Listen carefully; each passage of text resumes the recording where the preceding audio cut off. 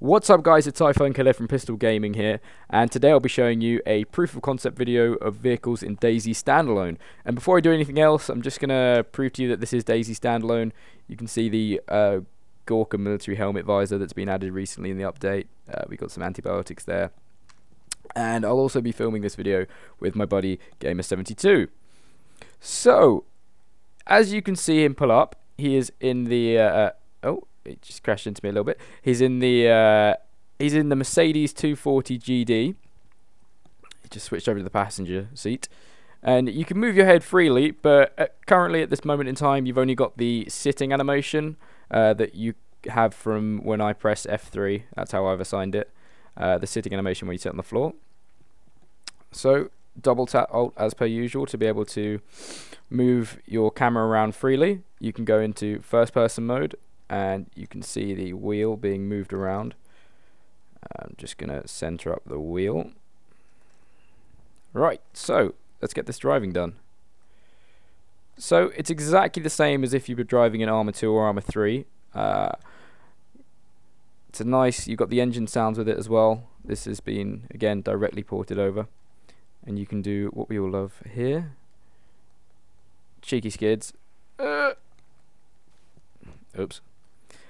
In DayZ Standalone as well, there are actually destructible items. So if I was to crash, oh, there's a wall there. I'm not going to crash into that tree.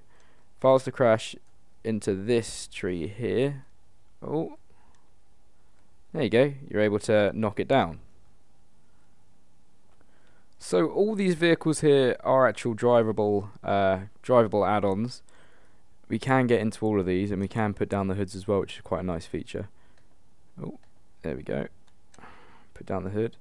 These do have the turbo sounds that come standard with these cars, but now I'm going to be showing you the plane model. So if you could move the car out of the way, thank you.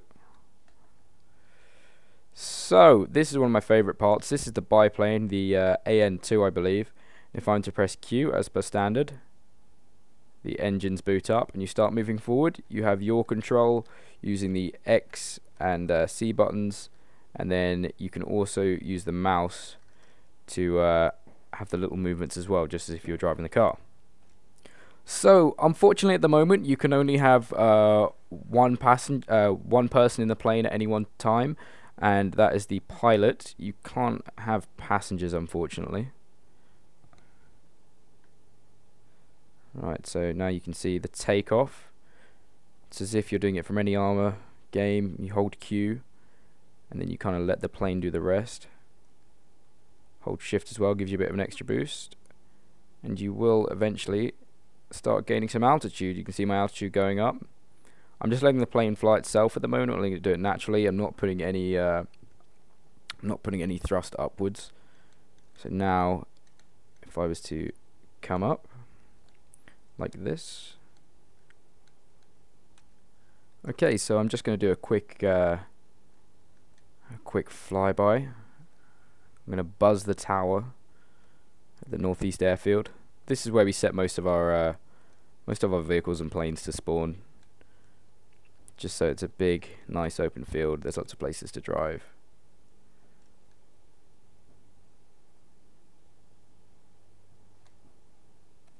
Right, so now I'm just going to buzz along the coastline, and to our left you can see Riffy. I would give some history on that, but I don't know any. And we are just flying over into Berenzino now. How fast you can travel along the coast is just ridiculous compared to walking. The vehicles should be implemented. We are going to be implementing the vehicles soon in our custom client. Normally, if I wasn't recording, I'd be getting about 40 frames a second here, because all the buildings are loaded as individual entities. They're not actually static to the map. That's why you get bad frame drops. It's so that they can move the buildings around and drop them wherever they want. It's basically a chop and change method, which is kind of good, but because of the optimization of the game, it's quite bad at the same time.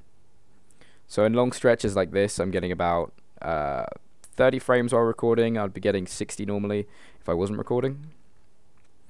Right, at this point I'm going to turn around and fly back to the northeast airfield. I would fly and land at Vallota, but oh, Seem to be losing some speed.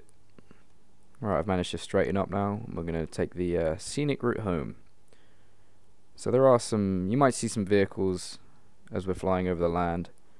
There was a vehicle that we just passed briefly. Once we do get to Northeast Airfield, I'm going to do a bailout so that you guys can see the parachute animation as well, because that has been kept within the game engine. So we're at the last town before we hit the Northeast Airfield again.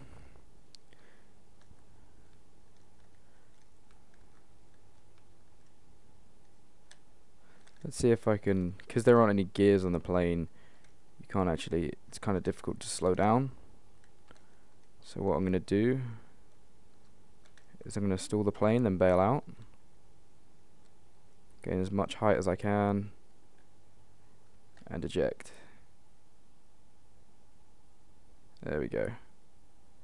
And we should have a nice safe landing home. So anyway guys, I hope you've enjoyed this video. I'd just like to say this is our custom client. I fully support the developers. I am 100% behind what they're doing. I just love the fact that you can add this content. You can add this content into the game by yourself. It's not particularly hard if you don't have an understanding on it. It's kind of a bit difficult, but with every update, we face more challenges. Be sure to follow the page on Facebook. That's where we post most of our updates. We do have a website as well. All these links will be pasted in the description. You can see the plane there, which has crashed out. Follow us on Twitter. We have a subreddit. We have all types of social media. They'll be all posted in the link below, in the comment section below. Hope you guys have enjoyed this, and be sure to comment, rate, and subscribe.